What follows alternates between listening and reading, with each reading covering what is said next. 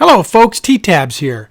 I'd like to take you on a little adventure. This is a cross-country trip from Spokane, Washington to Polson, Montana in a very roundabout way where we get a chance to explore the panhandle of northern Idaho and northwestern region of Montana. I proposed this route to my partner and flying buddy, George, who eagerly accepted it and said, "This is a great idea, let's go." So we departed Spokane, flew up over Mount Spokane and direct to Sandpoint. And from Sandpoint, we're going to head north then up to Bonners Ferry, Idaho, where we pick up on the Kootenai River and follow that down to the little town of Troy there. And then from Troy, we turn south down to Bull Lake, where we climb the 10,000 feet, hop over the Cabinet Mountain Wilderness area, and then fly into Libby, Montana, where we can re-gas and stretch our legs. From Libby, we're going to hook back up with the Kootenai River, fly to the northeast once again to a little airport I've always wanted to land at, Eureka.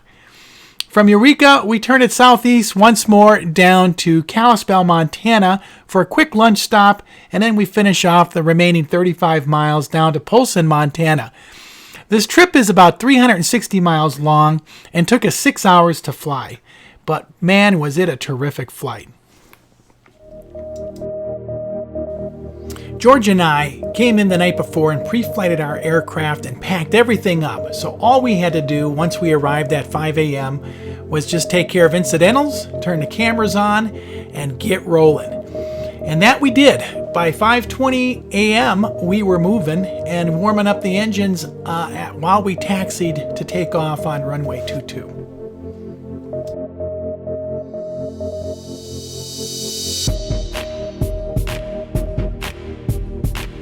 Not too much traffic at this hour in the morning at Phelps Field, so we once the engines were warmed up, we got rolling and got airborne.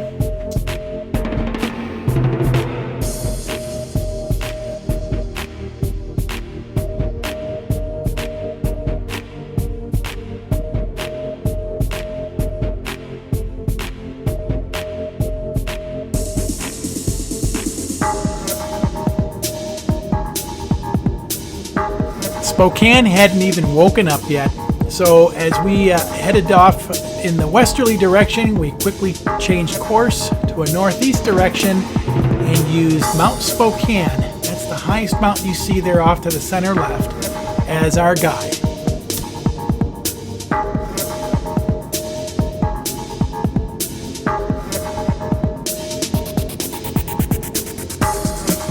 There were many forest fires in the area, including fires over on the Cascades as well as east of us that shrouded everything in smoke.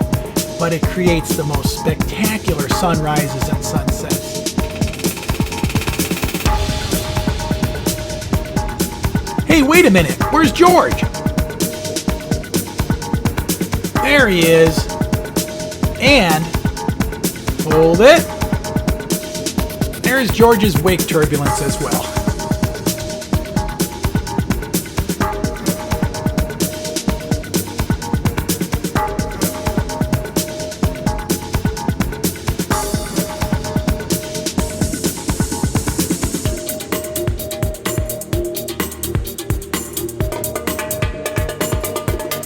Mount Spokane stands at 5,883 feet.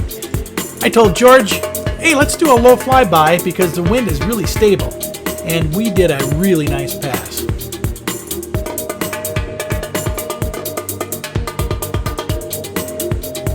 Mount Spokane is best known for its skiing. It's one of 4 major ski resorts in the area. In the summertime, it's not too popular, but in the wintertime, it gets very popular.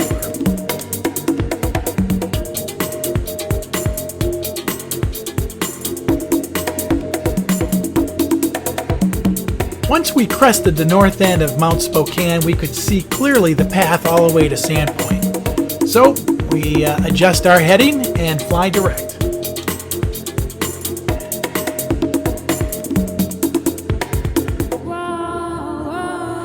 I don't mean to sound like we're dead reckoning and just flying by the features of the land.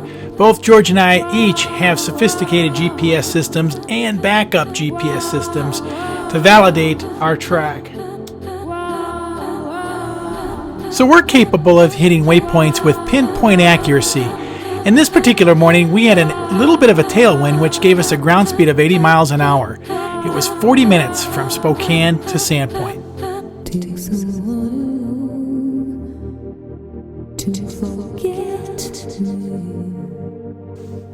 George was the first one to land, and he had 2 horses grazing just on the side of the runway that he had to shoo off the runway before he could touch down. But we landed without incident.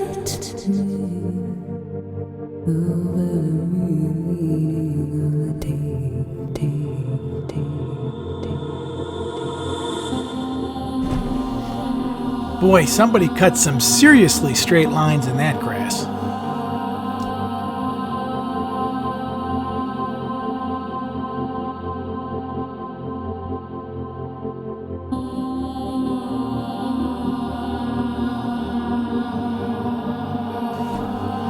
Nice landing, eh? We stopped in Sandpoint basically for me to get out of my trike and adjust a trim setting on my wing. Other than that, we did not spend much time there, and within 15 minutes, we were back in the air.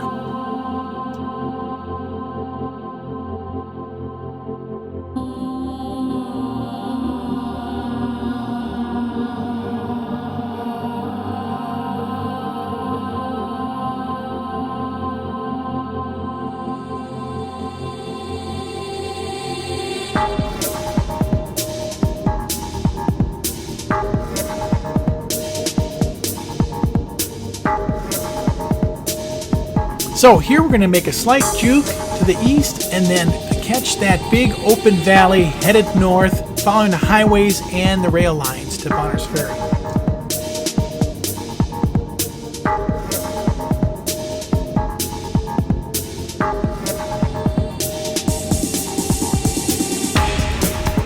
Here you see the town of Bonners Ferry and the Kootenai River, where we join up with it for this next leg of our trip. Bonners Ferry grew out of a river crossing for prospectors heading to gold discoveries in Canada in the 1860s. It's the county seat of Boundary County, with a population of about 2,500 of Idaho's friendliest people.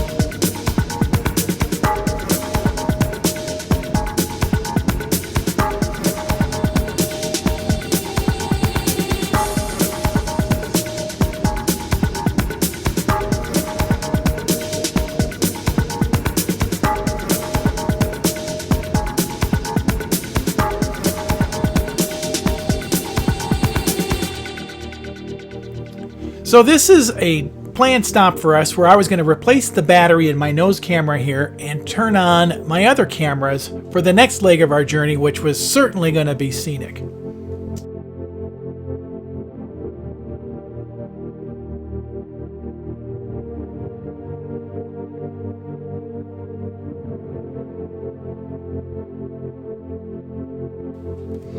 I'm overshooting, by the way, the runway on purpose, just because the facilities are down at the far end and I want to minimize my taxi.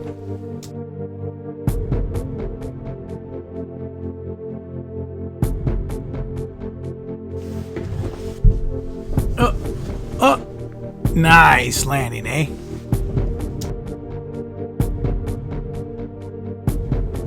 Okay, here we go. Now I've got the wing camera going. And also, I got the side camera going, as well as a fresh battery and a nose camera. So George and I are ready to take on the cabinets.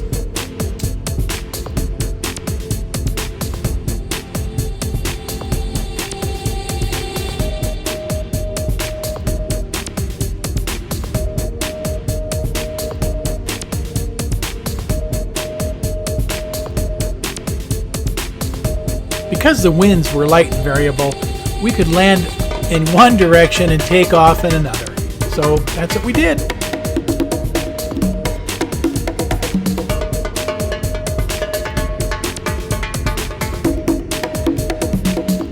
So on this leg, we depart Bonners Ferry.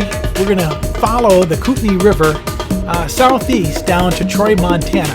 Then we'll leave the Kootenai River heading straight to Bull Lake and climb in altitude to take on the Cabinet Mountains.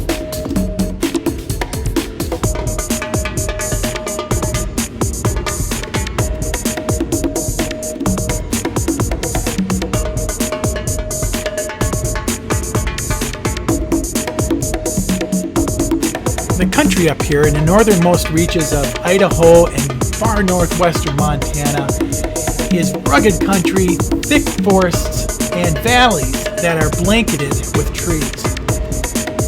But it won't be that way for long.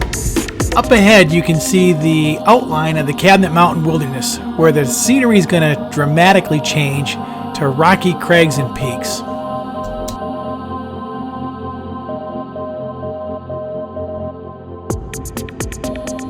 Also, the population is very sparse up here.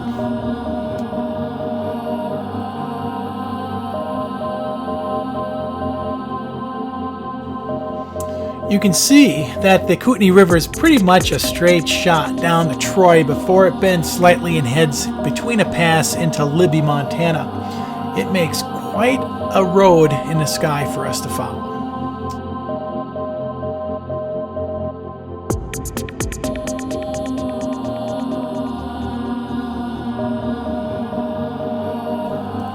So folks, the best is yet to come as we get ourselves set up to cross into the Cabinet Mountain Wilderness area. So join us for part 2 of this series, where George and I wind up doing some aircraft combat maneuvers at 10,000 feet overhead one of the most spectacular areas in northwestern Montana.